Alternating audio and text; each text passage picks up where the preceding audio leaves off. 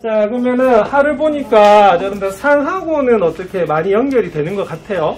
아니요. 예, 상하고 연결이 많이 되지 않습니다. 거의 연결이 안 되거든요. 좀 연결이 되는 부분 어디냐면 당연히 거기 명제에 보면 방정식, 부등식품이 좀 들어가긴 들어가요. 그리고 함수에서도 나중에 방정식하고 결합이 되는 부분이 있거든요. 예, 그 부분 이외에는 상하고 전혀 관계가 없습니다. 그 말은 무슨 말이냐면 1학기 때 수학 좀 어렵게 느껴졌던 친구들도 새롭게 시작할 수가 있습니다. 아시겠습니까? 자, 특히 자, 오늘 배울 단원이 뭐죠? 집합이죠. 이 집합은요, 예전에 내가 학교 다닐 때는요, 중학교 1학년 제일 첫 단원이 집합이었어요. 여러분들은 입학에서 제일 첫 단원 뭐로 배우셨죠? 기억나시나요? 너무 오래돼가지고 여러분들 뭐부터 배우셨냐면 아마 소인수분해부터 배우셨을 거예요. 자연수. 맞아요. 그래서 자연수를 뭐의 개수에 따라서 약수의 개수에 따라서 나누는 것부터 배우셨거든요. 맞아요. 소인수분해 배우고 그 다음에 음수 배우고 뭐 유리수 배우고 뭐 이랬던 부분이거든요. 자, 근데 예전에 그러니까 한 10년 전까지만 해도 중학교 1학년 제일 첫 단원이 무슨 단원이냐면 집합이었고요. 고등학교 1학년 제일 첫 단원도 뭐다? 집합이었어요. 그만큼 이 집합이 굉장히 뭐하다? 중요한 단원이고요. 참고로 말씀드리면 중학교 1학년 때 제일 첫 단원이 집합이란 말은 우리가 어떻게 되겠어요? 굉장히 쉽게 접근할 수 있는 부분이거든요. 그래서 너무 어렵다라고 처음부터 기죽을 필요는 없어요. 아시겠죠? 그래서 지금 우리가 처음에 하는 것도 전부 다 언제 배운 거냐면 내가 학교 다닐 때 중학교 1학년 때 배웠던 부분이거든요. 여러분들 충분히 할 수 있다라고 보시면 되는 그런 부분입니다. 되겠습니까? 네. 자, 그래서 그러면 집합이 왜 제일 첫 단원이었느냐? 가장 기본적이고 중요하기 때문에 그래요. 그래서 이 집합하고 연결되는 단원이 첫 번째 단원이 무슨 단원이냐면 함수가 좀 연결이 됩니다. 그래서 지금 3학년들 같은 경우에는 기본 수학이라고 하는 책을 배우거든요. 거기 제목이 뭐라고 되어 있냐면 집합과 함수예요. 그래서 집합은 함수하고 연결되고요. 그 다음에 우리는 지금 집합과 뭐라고 되어 있어요? 명제라고 되어 있거든요. 이 명제를 나중에 전부 다 뭐로 해석할 거냐면 집합으로 해석할 겁니다. 자, 그리고 집합하고 또 연결되는 단원이 하나가 있는데요. 자, 학원 다니는 친구들도 있죠, 여기서. 네. 자, 그러면 세 번째로 연결되는 단원은 어떤 단원이라고 배우셨습니까, 학원에서? 수업을 제대로 듣지 않은 것 같습니다. 자, 여러분들 중학교 2학년 때 배웠던 단원인데요. 저 확률이라는 단원 배워보셨어요? 네. 확률. 그 확률에 보면 경우의 수라고 하는 게 나오는데 그 사건들이 나중에 집합 개념으로 나오게 됩니다. 그러니까 내년에 확통이라는 과목을 배우시죠, 맞죠? 네. 그 확통에 가면은 우리가 집합 단어들이 굉장히 많이 나오거든요. 그래서 벌써 몇 군데 겹쳐지죠? 세 군데죠, 그죠? 제일 첫 번째 우리가 배울 게 뭐다? 집합과 명제. 그 다음에 기본 수학에 있는 건 무슨 단원이라고요? 집합과 함수. 그리고 우리가 제일 대표적인 것은 바로 확률하고 연결되는 것이 집합입니다. 자, 근데 집합은요, 우리가 수학에서만 쓰는 게 아니고 다른 과목에서도 씁니다. 어느 과목에서 쓰죠? 어느 과목에서 써요? 집합이요? 집합. 여러분들 안 하나? 체육시간에 쓰잖아. 집합! 집합은 뭐여야 되죠? 맞아요. 예, 그럼 물어볼게요. 자, 집합 영어로 뭘까요? 집합이요? 예. 학원에서 안 가르쳐 주던가요? 예, 그럼 여기서 배우시면 됩니다. 집합 영어로, 이거 상품 걸게요. 근데 굉장히 좀 간단한 단어입니다. 세 글자입니다. 세 글자요? 네. 한국, 영어, 단어, 그러니까 알파벳. 자음 모음 해가지고. and. 자, 그러면은 첫 글자만 알려드릴게요. S입니다. 세드. 자, 손 들고. 네. S. 오! 정답이 바로 나왔네. 예, 여러분들. 집합은 영어로 뭐다? 셋입니다. 셋. 자, 왜냐면 여러분들, 좀 착한 발음으로 뭐죠? 세트. 맞나요? 세트 하면 뭐가 되죠? 과자 선물 세트나 화장품 선물 세트입니다. 맞습니까? 그럼 화장품 선물 세트라고 하면 그 안에 뭐만 있어야 되죠? 화장품만 있어야 돼요. 그래서 집합이라고 하는 것은 기본적으로 모아놨다 이거거든요. 근데 모아놓는데 막 모아놓으면 되나? 안 되죠. 그래서 특정한 기준이 있어야 돼요. 그래서 화장품 세트라고 하면 뭐만 있어야 된다? 화장품만 있어야 되고요. 과자 세트면 뭐가 된다? 과자만 있어야 됩니다. 아시겠습니까? 그래서 그 우리가 단어가 뭐가 되냐면 셋이 되는 거야. 자, 근데 재수없게 쓰는 것이 아니라 우리가 수학은 기호로 나타내는데 전부 다 뭐로 나타내죠? 알파벳으로 나타내잖아, 맞죠? 그래서 이것도 기억하고 있으면 좋습니다. 아시겠습니까? 그럼 책에다 적어 놓을까? 자, 집합 용어로 뭐라고요? 셋이다. 자, 어디 가서 너희들 집합이 뭔지 알아? 이렇게 물어봐도 됩니다. 아시겠습니까? 그래서 가르쳐 주세요. 세트라고. 3학년 언니들한테 물어도 아무도 몰랐습니다. 예, 그래서 벌써 1학년에서 답이 나와보는데. 그래서 집합은 요거로 뭐다? 자, 셋입니다. 자, 그리고 항상 단원 처음에는요, 고민할 필요가 없는 게 뭐로 시작하죠?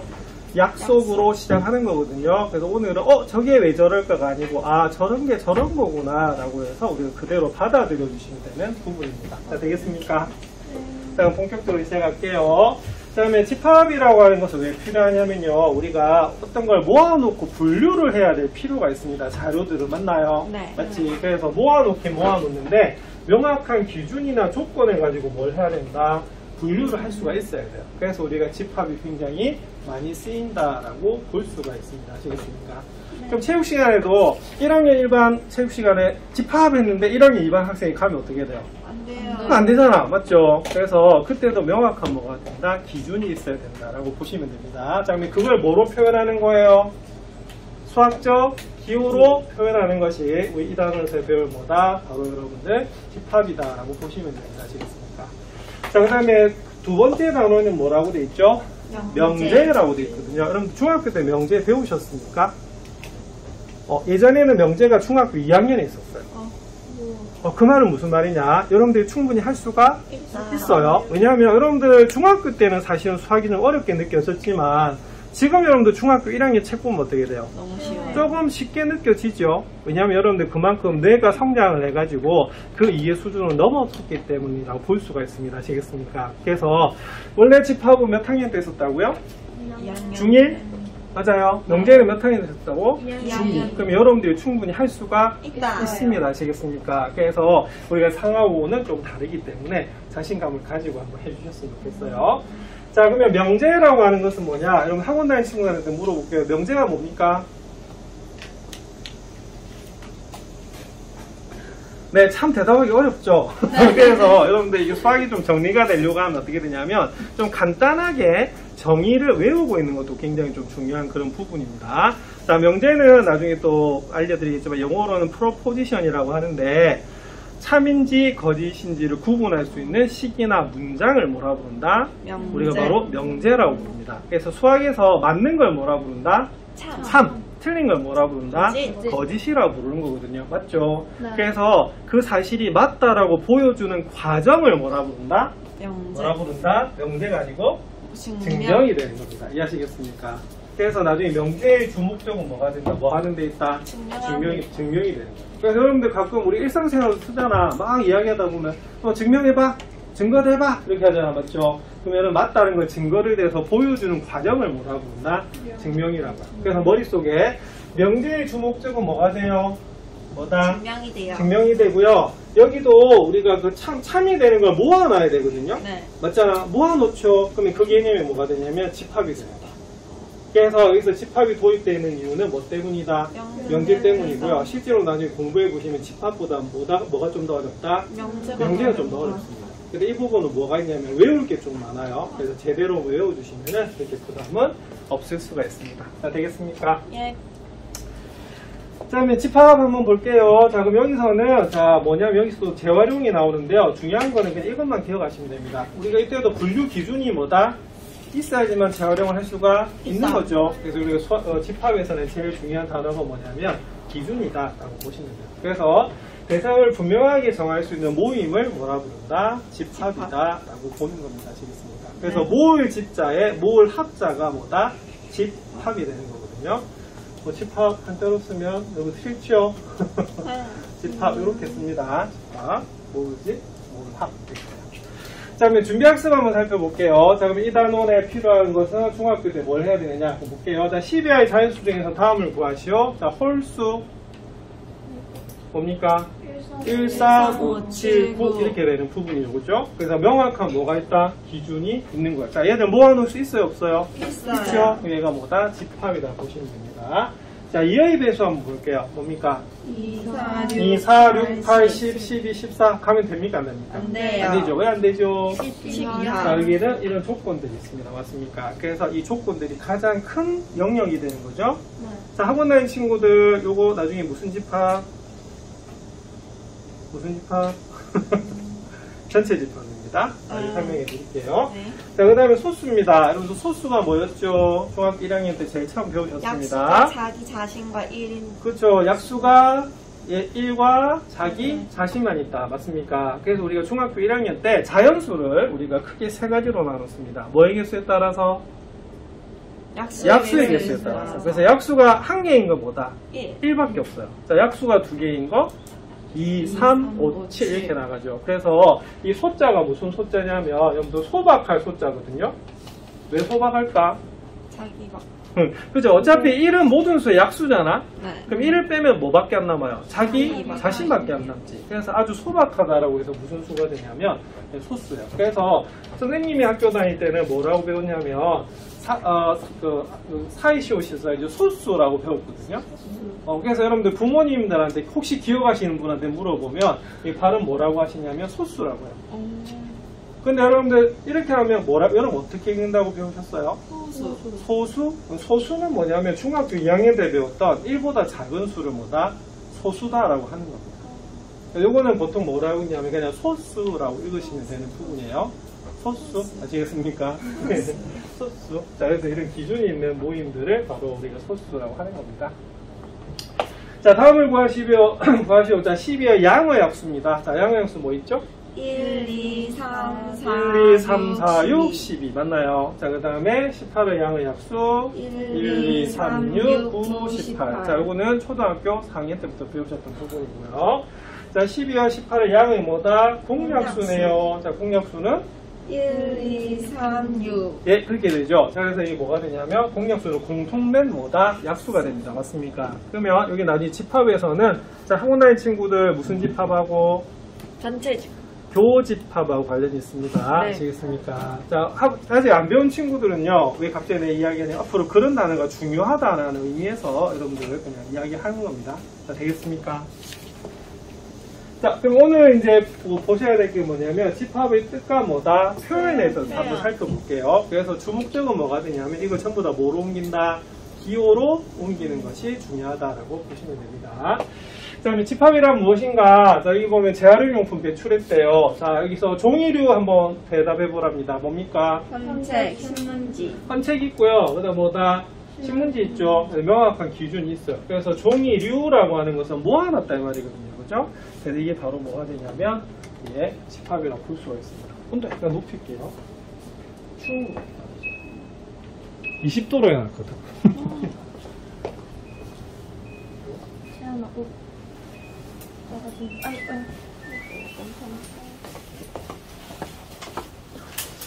자, 그 다음에 두 번째는 뭐냐면 재활용품 중에서 재활용하기 쉬운 것을 말하래요. 네. 그럼 뭐가 좀 쉬울까요? 신문지 헌책. 신문지 헌책, 유리병.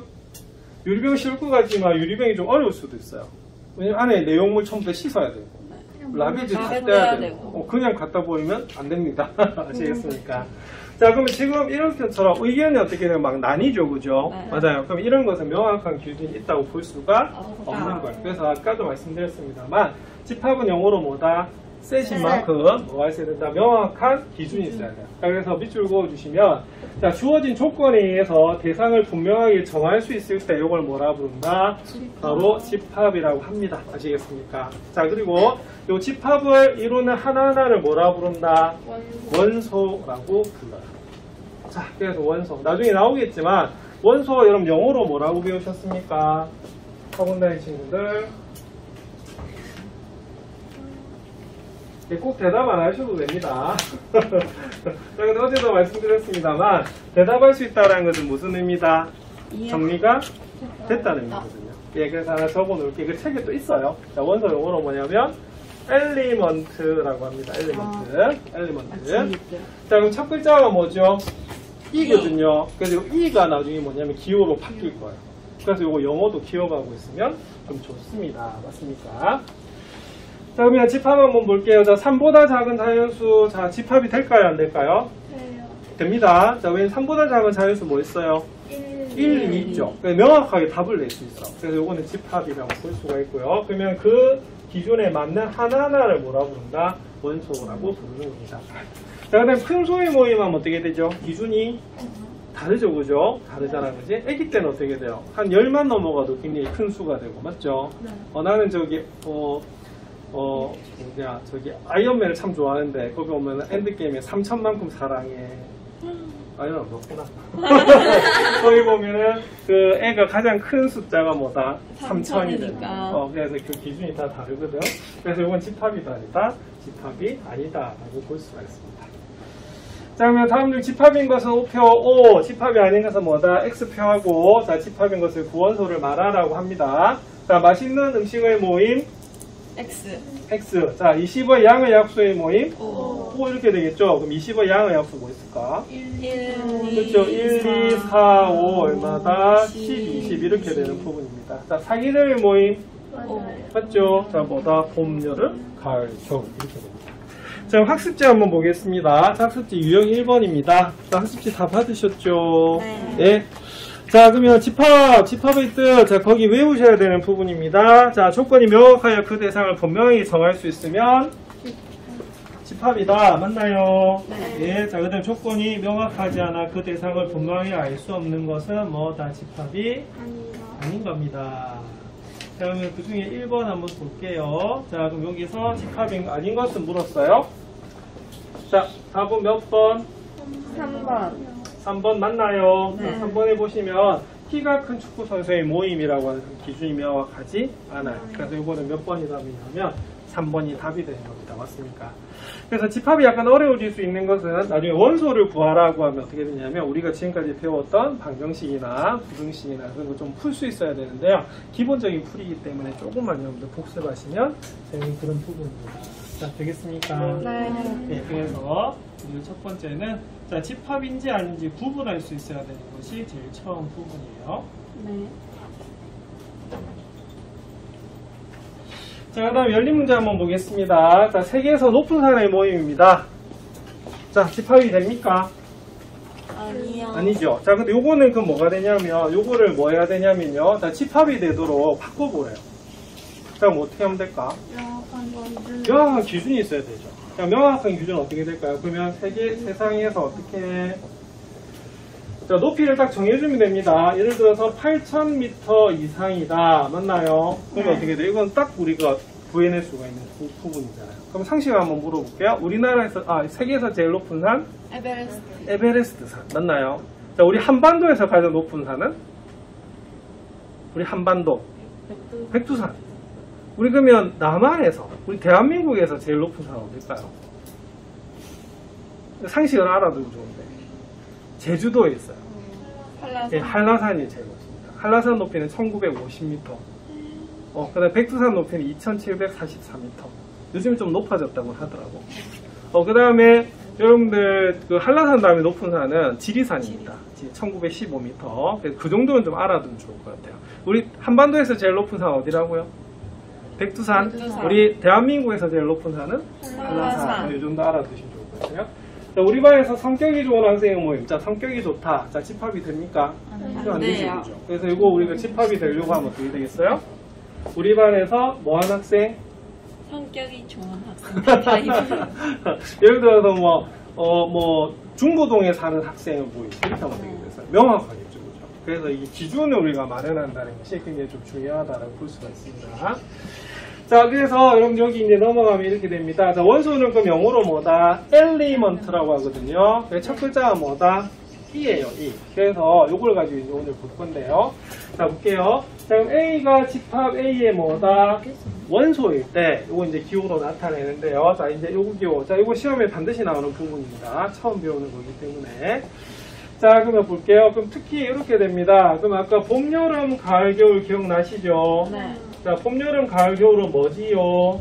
계절이요. 예, 바로 계절입니다. 맞습니까? 그러면은 여기는 봄은요 계절의 한 원소가 됩니까? 안 됩니까? 되는 거 맞죠? 그럼 이건 어떻게 되냐면 봄은 뭐가 되겠어요? 바로 계절의 뭐가 된다? 원소가 되는 거 맞죠? 그러면 그 원소를 이제 기호로 나타내야 되는데 그 기호가 아까 자, 이 원소 영어로 뭐라고? 엘레먼트 맞나요? 네. 자, 제일 첫 글자 E예요. 그래서 요거를 약간 부드럽게 만든 기호가 바로 얘입니다. 포크처럼 생겼죠. 네. 맞아요. 그래서 요 기호가 무슨 기호다? 집합기호가 됩니다. 그래서 우리가 국어책을 읽듯이 수학책도 읽을 수 있어야 되거든요. 이렇게 나타내시면 되고요. 자, 수학은 기준이 왼쪽입니까? 오른쪽입니까? 왼쪽. 왼쪽입니다. 아시겠습니까? 그래서 읽을 때 어떻게 읽어야 되냐면, 자, 따라해보세요. 봄은 봄은 계절의 계절의 원소이다. 원소이다. 이렇게 부릅니다. 그래서 우리가 기호로 나와 있어도 우리가 어떻게 해야 되냐면 적을 수 있어야 되는 부분입니다. 되겠습니까? 자, 근데 이거 바꿔 적으면 될까 안 될까 순서? 되긴 됩니다.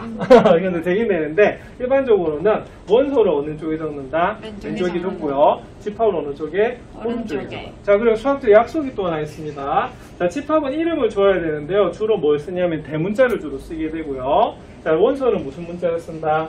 소문자를 좀 쓰게 됩니다. 아시겠습니까? 그래서 바로 원소단을 보시면 되고, 자, 만약에 원소가 아니면 어떻게 되냐면 이렇게 짝대기 그어주시면 되거든요. 이 짝대기를 영어로 하면 뭐가 되냐면 뭐라 부른다? not이라고 하시면 되고요. 그냥 한글로 하면 뭐다? 아니다 이렇게 적어주시면 되는 그런 부분입니다. 아시겠습니까? 그래서 우리가 처음에 글로 집합하고 집합이 아닌 것을 구분했듯이 여기서는 기호로 뭐가 되겠어요? 원소가 되는지 안 되는지를 구분하셔야 되는 부분이 이 부분이 됩니다. 자, 넘어가도 되겠죠? 네. 예. 자, 그럼 스스로 확인하게 볼게요. 자, 1, 2, 3, 6 볼게요. 자, 1, 2, 3, 6은 6의 양의 약수의 집합을 A라고 한대요. 자, 6의 양의 약수 뭐 있죠? 1, 2, 3, 6인데. 자, 그럼 이건 어떻게 돼요? 자, 그럼 1은 A의 원소 맞나요? 자, 그래서 이렇게 나타낼 수가 있습니다. 자, 2도 A의 원소 맞죠? 3도 맞아요. 자, 6도 맞나요? 맞아요. 그래서 이 기호가 무슨 기호가 되냐면 바로 원소 기호가 됩니다. 자, 근데 4하고 5는 어떻게 돼요? 원소입니까? 아닙니까? 아니죠. 이렇게 그어주시면 되는 그런 부분입니다. 그래서 우리가 not, 아니다. 이렇게 보시면 됩니다. 자, 문제 3번 볼게요. 자, 10 미만의 자연수 중에서 3의 배수의 집합을 A라고 합니다. 자, 뭐 있을까요? 369. 369 있겠죠. 그죠? 369. 자, 그러면 다음 중에 옳은 것을 써넣어라. 이렇게 됐어요. 자, 3은 A의 원소입니까? 네. 입니다. 자, 5는 원소입니까? 아니요. 아닙니다. 자, 그 다음에 9는 원소입니까? 네. 입니다. 그래서 제일 처음은 원소이다, 아니다를 구분해 주시면 되는 그런 부분이에요. 자, 오늘은 좀 재미없는 부분입니다. 왜냐하면 전부 다 뭐다 약속이고 좀 더 외워야 될 부분들이거든요. 네, 기억해 주시면 돼요. 자, 우리 역사 문제가 하나 나왔네요. 자, 다음은 조선시대 과학자 장영실이 만든 과학기구입니다. 자, 천체 관측기구의 집합을 뭐라고 했을 때 A라고 할 때 집합 A에 속하는 원소를 모두 기호로 나타내봐라 이렇게 되는데요. 그럼 천체 관측기구 어떻게 하면 되겠어요? 네, 밑줄 그으면 되겠죠, 그죠? 맞아요. 그럼 뭐다? 혼천이, 아니, 표 이렇게 되는데 이때는 우리가 또 어떻게 하면 되겠어요? 뭐 혼천이 적을 수밖에 없죠. 근데 이 집합을 뭐라고 한다고요? A라고 한다라고 되어 있습니다. 맞습니까? 그러니까 요거는 어떻게 하셔야 되냐면 이렇게 나타내라 이 소리예요. 이때는 뭐 혼천이를 뭐 다른 문자로 둘 수는 없잖아, 그지? 이렇게 기호로만 나타내시면 됩니다. 그래서 원소 모두 몇 개다? 3개요. 모두 3개가 되는 부분이거든요. 이렇게 나타내시면 됩니다. 여기 또 넘어가면 되겠죠. 자, 그리고 작년에 내가 여름방학 때부터 이 하를 촬영을 했었거든요. 근데 그때는 이 PPT 만드는 걸 못해가지고 또 영상 보면은 그냥 교과서 쭉 올려가면서 수업한 영상이 있거든요. 예, 그래서 그 영상 보면 내용은 되는데 이렇게 뭐 PPT를 이용해서 좀 세련되지는 못했어요. 그래서 나중에 그것도 영상을 한번 보시면 되고요. 요즘에 조금 고민이 되는 게 뭐냐면 다시 촬영할까? 그런 생각이 좀 드는데 너무 힘드세요. 다시 촬영 그때는 내 나름대로 최선의 촬영이었거든요. 맞잖아. 근데 그 이후에 이제 폰도 바꾸고 이제 편집 기술도 늘고 막 그렇게 된 부분인데 다시 촬영할 바에야 여러분들 위해서 다른 책을 촬영하는 게 좀 낫겠다 이런 생각이 들어서 근데 여러분들 다시 원하면 또 하도록 하겠습니다. 자, 그다음 오늘은 이 부분 좀 중요하다고 볼 수가 있어요. 자, 왜냐하면 전부 다 뭐로 나타내는 부분이기 때문에 지호로 나타내는 부분이기 때문에 그렇습니다. 자, 집합은 어떻게 나타낼까? 자, 학원 다니는 친구들한테 물어볼게요. 자, 집합의 표현 방법 몇 가지 배우셨습니까? 세 가지. 세 가지입니다. 아시겠습니까? 네. 그래서 지금 처음 배우는 친구들도 집합은 몇 가지로 나타낸다? 세 가지로 나타난다. 이렇게 기억하고 계셔야 되는 그런 부분이에요. 아시겠죠? 네. 자, 어떻게 세 가지였습니까? 벤다이어고요. 첫 번째 집합 벤다이어고요. 이 순서대로 대답하시면 돼요. 책에 그 순서대로 나와 있거든요. 자, 그럼 첫 번째 한번 볼게요.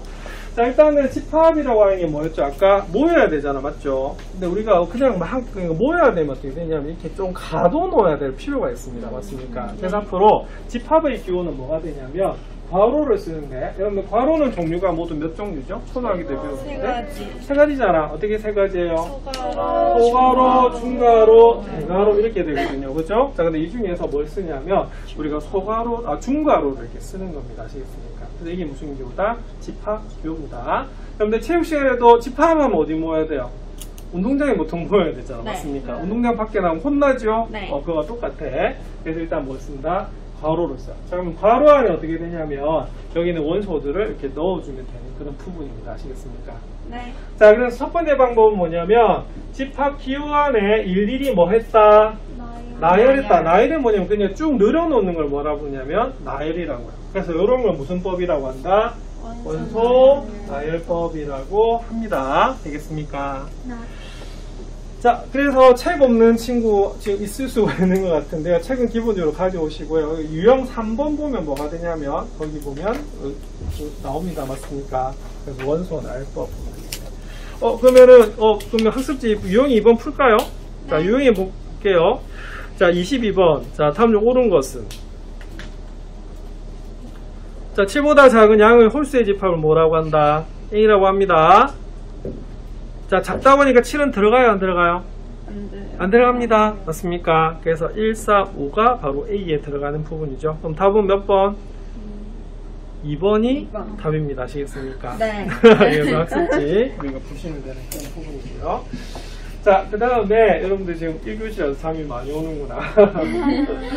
자, 이 원소나열법이 굉장히 중요한데요. 이 원소나열법에는 주의점이 세 가지가 있어요. 자, 근데 우리 책에는 그렇게 정리가 안 돼 있어서 이거 좀 정리 이렇게 하도록 하겠습니다. 자, 그래서 원소 하나하나 나열해야 되는데 주의점 세 가지는 어떻게 되냐면, 자, 학원 다니는 친구들한테 물어볼게요. 자, 세 가지 어떻게 배우셨어요? 대답하기 참 어렵죠, 그죠? 그래서 첫 번째는 뭐가 되냐면 1, 2, 3이라고 하는 집합하고요. 여러분들 3, 2, 1이라고 하는 집합은요, 같을까요? 다를까요? 같아요. 요거는 같다라고 보는 겁니다. 그래서 우리 책에는 글로 돼 있어요. 자, 1번에 뭐라고 돼 있냐면 집합을 원소 나열법으로 나타낼 때는요, 원소를 나열하는 뭐는 순서는 생각하지 않는 겁니다. 아시겠습니까? 이걸 그냥 기호로 나타내면 어떻게 되냐면 이렇게 나타낼 수가 있어요. 그래서 들어가 있는 원소들끼리만 같으면 뭐다? 같다라고 보는 겁니다. 되겠습니까? 네. 순서에 관계 있다 없다? 없다. 없어요.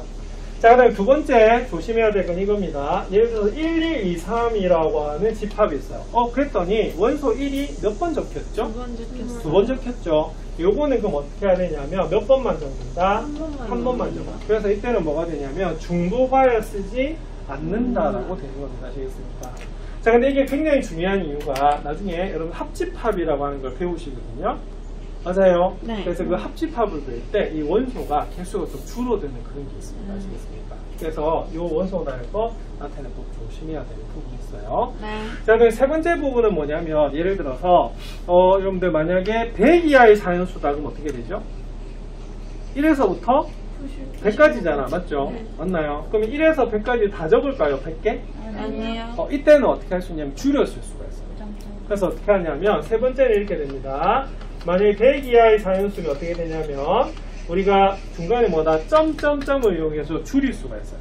그래서 수학에서는 어떤 것을 가장 좀 잘 챙겨야 되냐면 점점점을 잘 챙겨야 됩니다. 왜냐면 점점점이라고 하는 것은 뭐가 있을 때만 규칙 있을 때만 쓰는 거거든요. 그래서 규칙은 나중에 전부 다 뭐로 나타낼 수 있냐면 식으로 나타낼 수가 있어요. 그래서 여러분들 모의고사 치면 주로 4점짜리가 어떤 문제들이냐면 점점점 들어간 문제가 많습니다. 이해하시겠습니까? 알겠죠? 네. 자, 그럼 선생님 도대체 그러면 몇 개 정도 쓰고 점점점 써가야 되나요?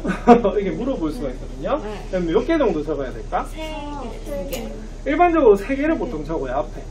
근데 명확하게는 몇 개를 적어야 되냐면 사실은 4개를 좀 적어야 되는 부분입니다. 자, 이거는 그 내년에 배울 부분이긴 한데요. 질문 하나 할게요. 자, 내년에 수원이라고 하는 책을 배우시거든요. 네. 그 수원의 세 번째 단원이 뭐냐면 수열이 있어요. 수열. 그럼 수열은 뭐냐면 오늘 배운 단어하고 좀 비슷해요. 자, 이 열이 무슨 열이냐면 나열이에요.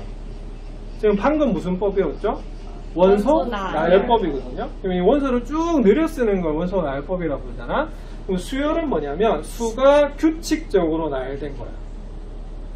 그럼 보세요. 내가 이렇게 적었어요. 맞나요? 네. 자, 그러면은 요 다음 수는 뭐가 들어갈까요? 8.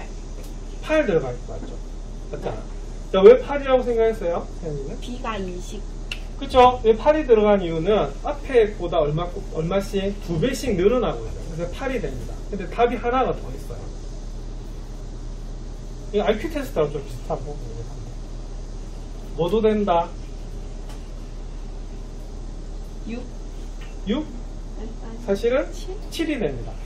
아. 왜 7이 될 수 있을까? 1, 2, 3씩. 그쵸? 보세요. 요건 1 더해졌잖아? 네. 2 더해졌잖아? 그 다음 아, 어떻게 해요? 3 더해질 수 있어요. 있거든. 그래서 이게 7이 되는 거야. 그런데 만약에 내가 문제를요 이렇게 적었어요. 그럼 이 네모에는 뭐가 들어갈까? 이 물었어요. 이때는 답이 한 개밖에 안 돼. 뭐만 들어가요? 16만 들어가겠죠. 왜 꼬박꼬박 얼마씩? 29페이지거든요. 그래서 요거는 앞으로 내년에 나하고 안 배울 수도 있는 부분이니까 미리 말씀을 드리면 일단은 내년에 수열을 배우실 건데요. 이 수열에서는 규칙을 찾으려고 하면 몇 개 정도 하시면 되냐면 4개를 하시면 안심입니다. 3개만 해도 뭐는 나온다? 대충은 나오긴 나와요. 아시겠죠? 근데 명확하게 하려면 몇 개를 해야 되냐면 4개를 구해보시면 제일 좋은 부분입니다. 자, 되겠습니까? 네. 자, 근데 원소나열법에서는요, 보통 앞에 몇 개? 3개 정도 적어주시면 돼요. 그리고 점점점 하고요. 그리고 앞에 앞에 쓴 만큼 뒤에도 적어주는 게 보통 대칭으로서 굉장히 좀 보기 편하잖아. 네. 그래서 앞에 3개 적으면 뒤에 몇 개? 뭐 세 3개 개. 이렇게 하시면 되는 그런 부분이거든요. 자, 그래서 이것이 무슨 법? 원소 나열법에서 우리가 좀 조심해야 되는 부분입니다. 되겠습니까? 몇 가지? 3가지입니다. 자, 근데 주의점이 하나 있어요. 예를 들어서 양산여고 1학년 학생 지금 320 몇 명이 되잖아. 네. 자, 그럼 어떻게 해야 될까? 줄여 쓸 수 있나요? 네. 줄여 쓸 수 없습니다. 맞습니까? 그럼 이럴 때는 어떻게 해야 되냐면 우리가 그거 규칙이 없기 때문에 어떻게 되겠어요? 다 적어줘야 돼. 그럼 너무 귀찮잖아. 네. 그래서 이 방법의 단점 때문에 새로운 방법을 쓸 수밖에 없는 거예요. 자, 그 두 번째 방법이 바로 얘입니다. 자, 뭐냐면 우리가 집합이라고 하는 것이 아까 뭐가 있어야 돼요? 조건을 명확하게 제시할 수 있어야 되죠, 그죠? 네. 제시라고 하는 건 뭐냐면 보여준다라고 보는 겁니다. 아시겠습니까? 알겠지? 그래서 되는데요. 그래서 이렇게 됩니다. 자, 그럼 이거는 무슨 교호다? 집합교호 맞아요? 네. 자, 근데 우리가 어떤 걸 모아놔야 되는데 뭔지 잘 모르겠어. 네. 잘 모르는 걸 보통 뭐라 씁니까? X. X라고 쓰죠, 그죠? 자, 그러면은 요렇게만 두면 얘는 집합이 돼요, 안 돼요? 안 되잖아. 네.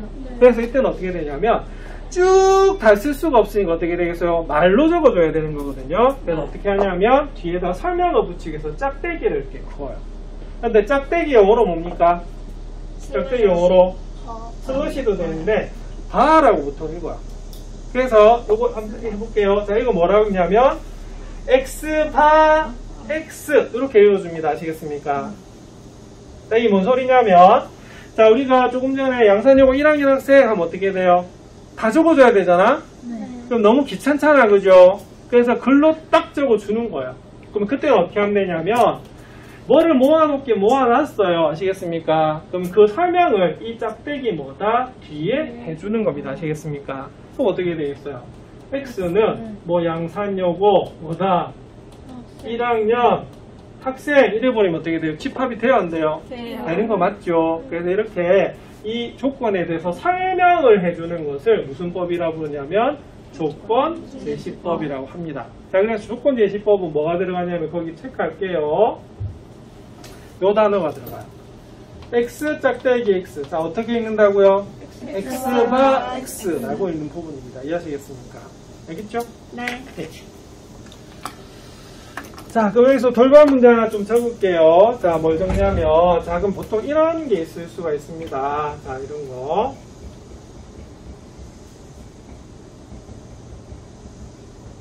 자, 이렇게 적힌 게 있을 수가 있거든요.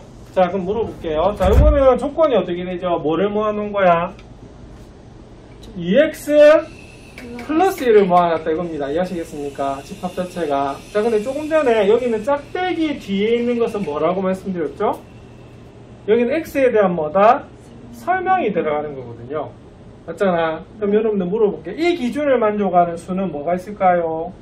3, 5, 7. 첫 번째는 요 x에다 뭐를 대입해봐라? 네. 1을 대입한다. 이런 뜻이 되는 겁니다. 아시겠습니까? 그러면 그때는 뭐가 되냐면 3 이렇게 되는 부분이고요. 자, 2를 대입하면 어떻게 되죠? 5. 그 다음에 4, 그 다음에 3을 대입하면 뭐가 되겠어요? 7 이렇게 나오는 부분입니다. 이해하시겠습니까?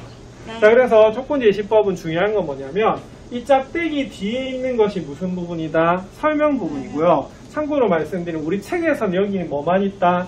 x만 있는데 문제집에 보면 여기는 x가 아니고 다른 게 들어갈 수도 있습니다. 이해하시겠습니까? 그래서 조건제시법에서 중요한 것들은 이 짝대기 뒤에 뭐다? 바로 설명을 적어준다는 거예요. 아시겠죠? 네. 그래서 이렇게 적는 것이 무슨 법이다? 조건제시법입니다. 자, 근데 조건제시법은 이것도 좀 단점이 있어요. 무슨 단점이 있을까? 무슨 단점이 있을까요? 자, 예를 들어서 1, 2, 3, 4가 있어요. 이건 무슨 법이죠? 원소 날법이잖아요. 그죠? 자, 근데 여기서 답을 뭐라고 적어놨냐면 x는 5보다 작은 자연수라고 되어 있거든요. 네. 근데 답이 또 있을 수가 있어요. 4 이하의 자연수도 맞을 거 아닙니까? 맞아요. 맞겠죠, 그죠? 그래서 이 조건제시법은요, 답이 한 가지가 아닐 수가 있어요. 있어요. 아시겠죠? 그래서 모든 것은 장단점이 전부 다 있단 말이야, 그죠? 아까 원소나열법의 단점은 뭐였죠? 그죠? 너무 원소가 많을 때는 다 나열할 수가 없어서 무슨 법이 나왔다? 조건제시법이 나왔듯이 여기도 뭐가 있다? 단점이 있어요. 자, 근데 두 가지 법 중에서 중요한 건 결국엔 뭘까요? 원소나열법입니다. 왜냐면 집합에서 뭐가 제일 중요하기 때문에 원소가 중요하기 때문에. 아시겠죠? 네. 자, 그리고 마지막 하나만 하고 시기해 드릴게요. 지금 잠이 많이 오는 거예요. 자, 그 다음에 이제 나오는 것이 뭐냐면 벤 다이어그램이라고 하는 게 나오는데요. 여기 보면 벤은요 사람 이름입니다. 여기 보면 아저씨 그림 보이시죠? 네. 영국 수학자네요. 영국 수학자. 영국 수학자가 이 집합을 뭐로 나타내냐면 그림으로 나타내는 거거든요. 그래서 다이어그램이라고 하는 게 뭐냐면 보통 이렇게 그림을 말을 하는 거예요. 그래서 읽을 때 벤 다이어그램입니다. 따라해 볼까요? 벤 다이어그램. 벤 다이어그램이 아니고 벤 다이어그램이에요. 아시겠죠? 그래서 벤이라고 하는 수학자가 그림으로 나타내는 방법이 뭐다? 벤 다이어그램입니다. 자, 그러면 벤 다이어그램은 뭐냐면 책에 나와 있는데 이렇게 뭐가 되냐면 보자기 형태로 나타내요. 보자기 형태로. 아시겠죠? 네. 자, 그래서 보자기 형태로 나타내서 집합 이름을 주고요. 이 안에 원수를 그냥 적으면 됩니다. 근데 주의점이 하나가 있어요. 이거 어떤 선생님은 감점시킬 수도 있어요. 콤마를 적으면 안 됩니다. 그냥 원수 어떻게 해? 뚝뚝 떨어뜨려야 돼요. 근데 또 조심해야 될 거, 만약에 이렇게 했는데 이렇게 붙였었어요. 네. 이건 36으로 볼 수가 있거든요. 있어요. 그래서 좀 조심해야 될 거 뭐냐면 최대한 좀 많이 떨어뜨려야 되는 그런 부분이 있습니다. 아시겠습니까? 네. 그래서 콤마 원래 조금 틀리는데 여러분들 그러면 0.5점 감점될 수도 있거든요. 아시겠죠? 그래서 그 부분 좀 조심하셔야 되고, 근데 가끔 맞다고 해줄 때도 있고 근데 그 채점 기준을 명확하게 좀 만들 필요가 있는데 원래 붙이면 안 되는 거죠. 원래 붙여도 안 되고 콤마 써서도 안 돼요. 그래서 여러분 처음 배울 때부터 제대로 배우셔야 되는 부분입니다. 아시겠죠? 네. 자, 그러면 집합의 표현 방법이 세 가지라고 하는 것은 아까 전부 다 장단점이 있어요. 맞죠? 그래서 그 장단점에 맞춰서 우리가 쓰시기만 하면 되는 그런 부분입니다. 자, 그럼 이런 건 그러면 우리가 이제 요거 나타내라고 되는데 이거 무슨 법? 이거는 원소나열법. 이거는 무슨 법? 조건제시법. 그래서 항상 원소나열법을 조건제시법으로도 고칠 수가 있어야 되고요. 이게 이렇게 답된다는 소리는 아닙니다. 조건제시법을 뭐로? 원소나열법으로 고치는 연습을 좀 많이 하셔야 되는데 제일 많이 해야 되는 건 뭐냐면 조건제시법을 뭐로? 원소나열법으로 고치는 연습을 정말 많이 하셔야 됩니다. 자, 그리고 이거 볼게요. 2, 3, 5, 7, 11, 13. 자, 딱 느낌이 뭡니까? 13 이하의 소. 소수예요. 소수 맞나요? 그래서 13 이하의 소수도 되고요. 14 이하의 소수도 돼요. 아시겠죠? 네. 자, 15 이하의 양수 뭐 말 안 해도 알 거고. 그럼 요것들을 어떻게 하면 되겠어요? 요렇게 우리가 보자기 안에다 이렇게 넣어주는 것이 뭐가 된다? 바로 무슨 그램이다? 벤 다이어그램. 다이어그램. 그래서 벤 다이어그램 아닙니다. 벤 다이어그램. 다이어그램입니다. 아시겠죠? 자, 이번 시간 여기까지만 할까요? 네. 네, 여러분들 좀 쉬었다 그렇게 하도록 하겠습니다. 좋아요.